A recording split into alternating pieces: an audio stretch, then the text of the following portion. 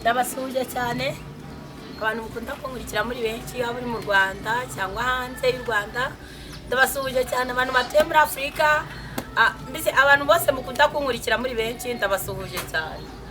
Imana y'amahoro ibamera umugisha, kandi namwe murabizi neza ko mbakunda cyane. By'umwihariko Imana ishimwe cyane.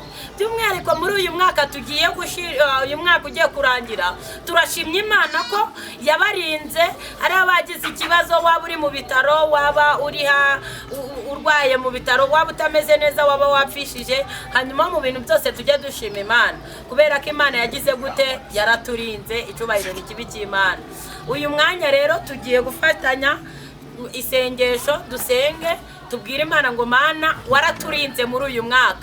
Muri uyu mwaka rero, muri aka kanya tugiye gutangira dushima Imana. Ndi gushishikariza abantu gushima Imana ko uyu mwaka turangiye ari amahoro. Uyu mwaka wari umwaka uhitanye abantu benshi, wabaye umwaka watwaye abakristo n'abatari abakristo, umwaka watwaye abahanuzi n'abatari abahanuzi, umwaka watwaye abapasiteri n'abatari abapasiteri, mbese umwaka utararobanuye mu gupfa. Ariko turashima Imana twebwe hari icyatumye turinda. Ndasoma ijambo ryambwira ngo icyatumye gusigaza ikrete kwari ukugira ngo utunganye ibintu bidatunganye. Bivuze iki wowe ugiye kwinjira 2025? Bivuze ngo hari ikintu Imana yagusigarije, hari ikintu cyatumye Imana igusigaza. Benshi barapfuye, abandi barabashinguye, abandi bari mu bitaro, ariko icyatumye usigara ikrete kwari ukugira ngo utunganye ibintu bidatunganye. Tugiye gusenga Imana. Mana turagushimye, turaguhimbaje.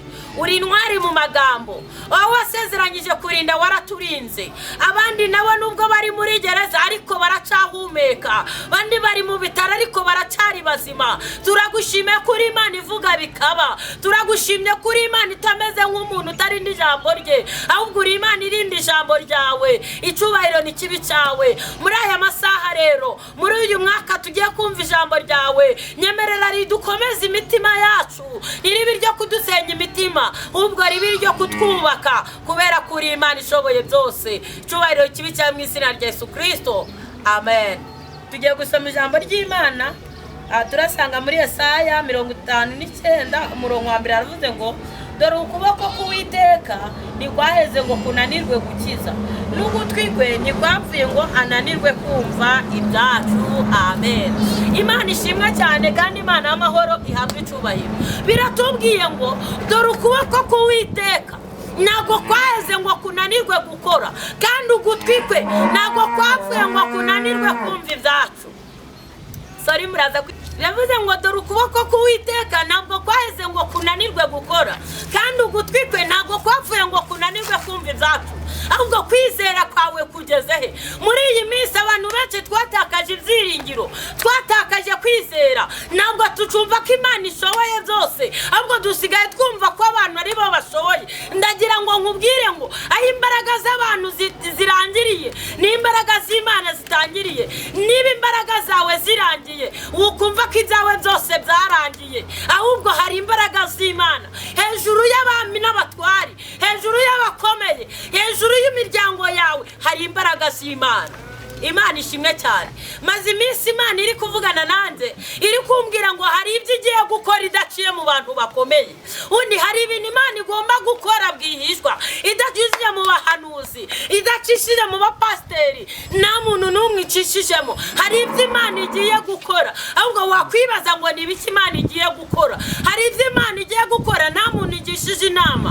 Mwebwe muzajya kwicura musange byabaye, ariko Imana y'amahoro, Imana nkorera, Imana ivuga bikaba, Imana itegeka bikemera. Hari ibyo igiye gukora idacishije mu bantu bakomeye, idacishije mu miryango, idacishije mu bize n'abatarize, ahubwo Imana igiye hari ibyo Imana igiye gukora. Birarambwira ngo igivana umugisha hatagaragara, warangiza ukaza ukaba umugisha. Igivana ibishimwa mu bigaya, yarangiza ikinyamuvumo ikagihindura ikinyamugisha.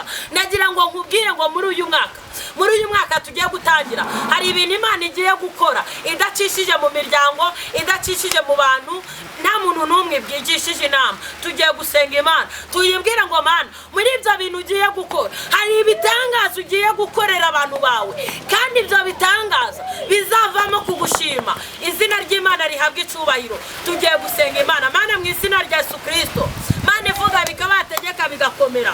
Muri aya masaha uri Imana ivuga bikaba. Niyo mpamvu tukwinjiza ngo tegeka, tegeka izaremwe byose, nta na kimwe kikurusha imbaraga, nta na kimwe kikurusha gutegeka. Uri Imana itegeka bikemera. Turakwinjiza kugira ngo mu gihugu cyacu utegeke, mu Burayi utegeke, muri Amerika utegeke, i Burundi utegeke. Uwiteka nyagora ku ngoma, nyemerera ugera mu bihugu by'abaturanyi, nabyo utegekemo kuko uri Imana.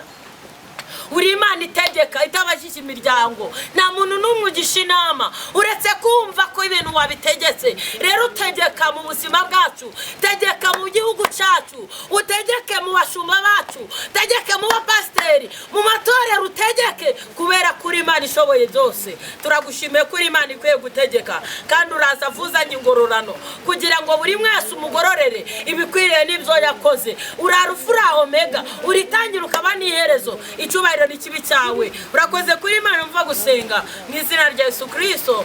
Amen. Urakoze cyane.